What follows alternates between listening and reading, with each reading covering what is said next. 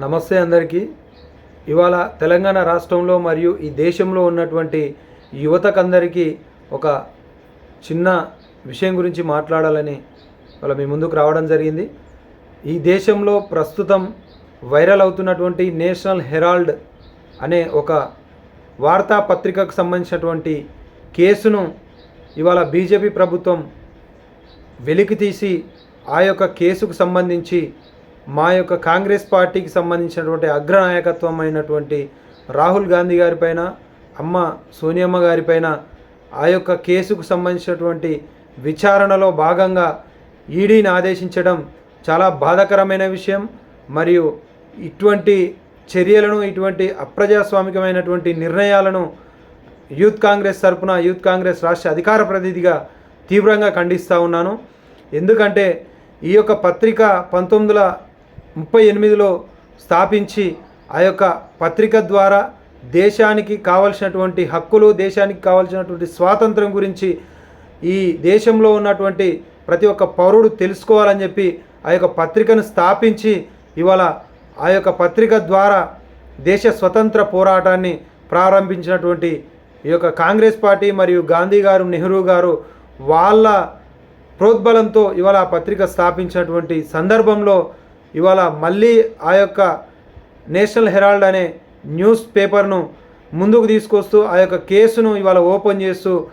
ప్రలోభాలకు గురి చేస్తూ కాంగ్రెస్ పార్టీ అధినాయకత్వాన్ని, కాంగ్రెస్ పార్టీ నాయకులను, కాంగ్రెస్ పార్టీ ఎంపీలను ప్రలోభాలకు గురి చేస్తూ కాంగ్రెస్ పార్టీని ఏదో చేయాలని చెప్పి బీజేపీ పార్టీ నాయకులు మరియు ప్రస్తుత ప్రధాని గారు ప్రయత్నిస్తున్న సందర్భంలో అటువంటి చర్యలు ఇవాళ ముమ్మాటికి ఈ దేశంలో ఏ యొక్క పౌరుడు సహించడు, ఏ యొక్క పౌరుడు కూడా దాన్ని సమర్థించే పరిస్థితి లేదు. ఎందుకంటే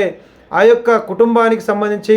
గాంధీ గారితో మొదలు పెట్టుకుంటే నెహ్రూ గారేమి, ఇందిరాగాంధీ గారేమి, రాజీవ్ గాంధీ గారేమి, ప్రతి ఒక్కరూ ఆ యొక్క కుటుంబానికి సంబంధించినటువంటి ప్రతి ఒక్కరూ ఈ దేశం కోసం, ఈ దేశ భవిష్యత్తు కోసం, ఈ దేశ ప్రజాస్వామ్యం కోసం, ఈ దేశ ప్రజల కోసమే జీవిస్తున్నారు తప్ప వాళ్ళ సొంత అవసరాల కోసం జీవిస్తలేరని చెప్పి మనం మాట్లాడుకోవాల్సిన అవసరం ఎంతైనా ఉంది. ఈ మాట ఎందుకంటా ఉన్నానంటే ఇన్ని సంవత్సరాల నుంచి, ఇన్ని రోజులుగా ఈ దేశంలో ఉంటూ, దశాబ్దాలుగా ఈ దేశంలో ఉంటూ వాళ్ళు కనీసము సొంత ఇల్లును కూడా నిర్మించుకోలేనటువంటి ఆ యొక్క కుటుంబం పైన ఇవాళ నేషనల్ హెరాల్డ్ అనేటువంటి ఓ కేసును ఆపాదించి మనీ లాండరింగ్ కేసును ఇవాళ మా యొక్క నాయకులైనటువంటి రాహుల్ గాంధీ గారిపైన కానీ, అమ్మ సోనియమ్మ గారిపైన కానీ ఈ యొక్క కేసును బనాయించడం బీజేపీ పార్టీ యొక్క దుష్ప్రచారానికి మరియు బీజేపీ పార్టీ యొక్క అప్రజాస్వామికానికి ఇవాళ నిదర్శనం పడుతున్నటువంటి సందర్భంలో ప్రతి రాష్ట్రంలో ఉన్నటువంటి, ప్రతి ఊర్లో ఉన్న, మండలాల్లో ఉన్న, జిల్లాల్లో ఉన్నటువంటి ప్రతి ఒక్క కాంగ్రెస్ పార్టీ కార్యకర్త, యువజన కాంగ్రెస్ నాయకులు, కార్యకర్తలు ప్రతి ఒక్కరూ యుద్ధ ప్రాతిపదికన నిరసనలు చేస్తూ ఎక్కడైతే కేంద్ర ప్రభుత్వ సంస్థలు ఉన్నాయో వాటి దగ్గర ధర్నాలు చేస్తున్నటువంటి సందర్భంలో కూడా ఈ యొక్క బీజేపీ పార్టీ అటువంటి చర్యలను వెనక్కి తీసుకోకుండా ఆ యొక్క పార్టీ కార్యకలాపాలు అప్రజాస్వామికమైనటువంటి ఈ యొక్క చర్యలు ఆ యొక్క పార్టీ భవిష్యత్తును కనుమరుగు చేయడంలో కీలక పాత్ర వహిస్తాయని చెప్పి బీజేపీ పార్టీ నాయకులకు తెలియజేస్తూ, అదేవిధంగా ఇటువంటి చర్యలను భవిష్యత్తులో కానీ ప్రస్తుతం ఉన్నటువంటి ఈ యొక్క కేసును వెనక్కి తీసుకోకపోతే రాబోయే రోజుల్లో కాంగ్రెస్ పార్టీ కార్యకర్తలు, యువజన కాంగ్రెస్ నాయకులు పెద్ద ఎత్తున యుద్ధ ప్రాతిపదికన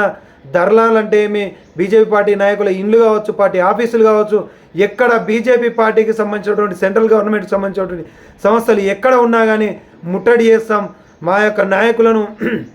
నిర్దోషులుగా ప్రకటించేంత వరకు ఈ యొక్క పోరాటం ఆగదని చెప్పి తెలియజేస్తూ ఈ యొక్క